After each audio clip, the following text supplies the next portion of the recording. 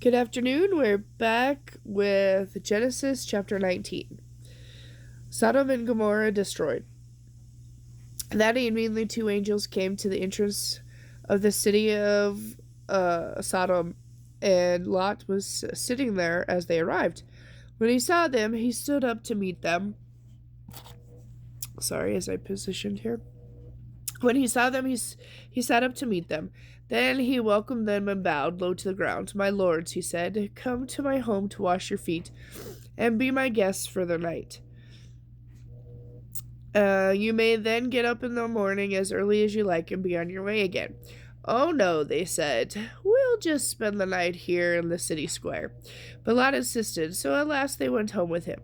He set a great feast before them, complete with the fresh breads made without yeast. After the meal, as they were preparing to retire for the night, all the men of Sodom, young and old, came from all over the city and surrounded the house. They shouted to Lot, "Where are the men who came to spend the night with you? Bring them out so we can have sex with them." Oh, okay. Lot stepped outside to talk to them, shutting the door behind him. "Please, my brothers," he begged, "don't do such a wicked thing. Look, I have two virgin—" What? Oh, sorry. I'm just supposed to read. Look, I have two virgin daughters. Do with him as you wish, but leave these men alone, for they are under my protection. Wow. Stand back, he shouted. Who do you think you are? We let you settle among us, and now you are trying to tell us what to do? We'll treat you far worse than those other men. And they lunged at Lot and began breaking down the door. But the two angels reached out and pulled Lot in and bolted the door. Then they blinded the men of Sodom so they couldn't find the doorway. Oh, clever. Do you have any other relatives here in the city? The angels asked. Get them out of this place, sons-in-law, sons, daughters, or anyone else, for we will destroy the city completely. The stench the place has reached the Lord. The stench of the place has reached the Lord, and he has sent us to destroy it. So Lot rushed out to tell his daughter's fiancés, Quick, get out of the city. The Lord is going to destroy it. But the young man thought he was only joking. At dawn the next morning, the angels became insistent. Hurry, they said to Lot. Take your wife and your two daughters who are here. Get out of here right now, or you will be caught in the destruction of the city. When Lot still hesitated, the angel seized his hands and the hands of his wife and two daughters and rushed them to safety outside the city. For the Lord was merciful. Run for your lives, the angels warned. Do not stop anywhere in the valley and do not look back. Escape to the mountains, or you will die. Oh no, my lords, please, Lot begged. You have been so kind to me and saved my life, and you have granted me such mercy. But I cannot go to the mountains. Disaster would catch up to me there, and I would soon die. So there is a small village nearby. Please let me go there instead. Don't you see how small it is? Then my life will be saved. All right, the angel said. I will grant you your request. I will not destroy the little village, but hurry, for I can do nothing until you are there. From that time on, the village was known as Zor. The sun was rising as Lot reached the village. Then the Lord rained down fire and burning sulfur from the heavens on Sodom and Gomorrah. I'm not sure if I'm pronouncing those right. He utterly destroyed them, along with the other cities and villages of the plain, eliminating all life, people, plants, and animals alike. But Lot's wife looked back as she was following along behind him, and she became a pillar of salt. The next morning, Abraham was up early and hurried out to the place where he had stood in the Lord's presence. He looked out across the plain to Sodom and Gomorrah, or Sodom and Gomorrah. There, that sounds better, right? I think I pronounced those wrong. Sorry.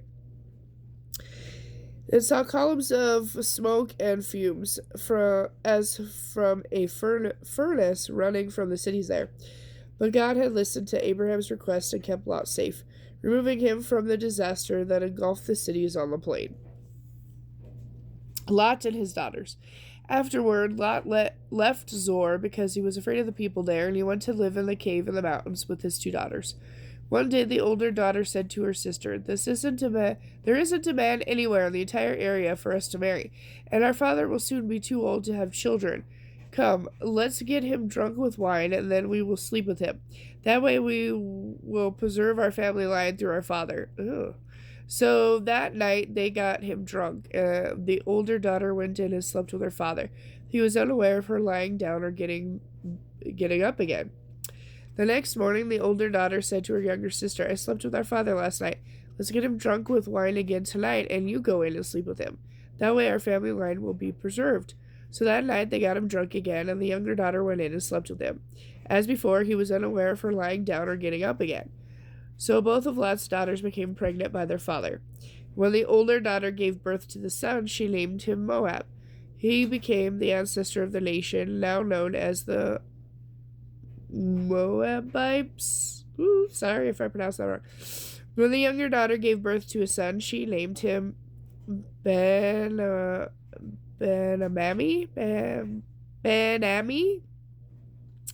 He became the ancestor of the nation now known as the Ammonites. Okay, Genesis chapter 20. Abraham deceives Abimelech. Now, Abraham moved south to the Negev and settled for a while between Kadesh and Shur at the place called Gerar. Abraham told people there that his wife Sarah was his sister. So King Abimelech sent for her and had her brought to him at his palace. But one night God came to Abimelech in a dream and told him, You are a dead man, for that woman you took is married. Uh-oh. But Abimelech had not slept with her yet, so he said, Lord, will you kill an innocent man? Abraham told me, she is my sister.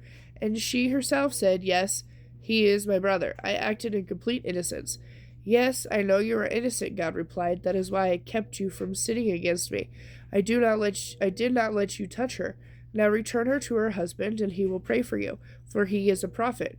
Then you will live. But if you don't return her to him, you can be sure that you and your entire household will die. Abimelech got up early the next morning and hastily called a meeting of all his servants. When he told them what had happened, great fear swept through the crowd. Then Abimelech called for Abraham. What is this you have done to us? He demanded. What have I done to you that deserves treatment like this, making me and my kingdom guilty of this great sin? This kind of thing should not be done. Why have you done this to us? Well, Abraham said, I figured this to be a godless place, I thought. They will want my wife and will kill me to get her. Besides, she is my sister. We both have the same father, though different mothers, and I married her. When God sent me to travel far from my father's home, I told her, Wherever you go, have the kindness to say that you are my sister.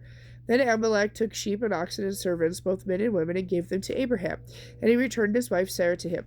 Look over my kingdom and choose a place where you would like to live, Abimelech told him. Then he turned to Sarah. Look, he said, I am giving your brother 1,000 pieces of silver to compensate for any embarrassment I may have caused you.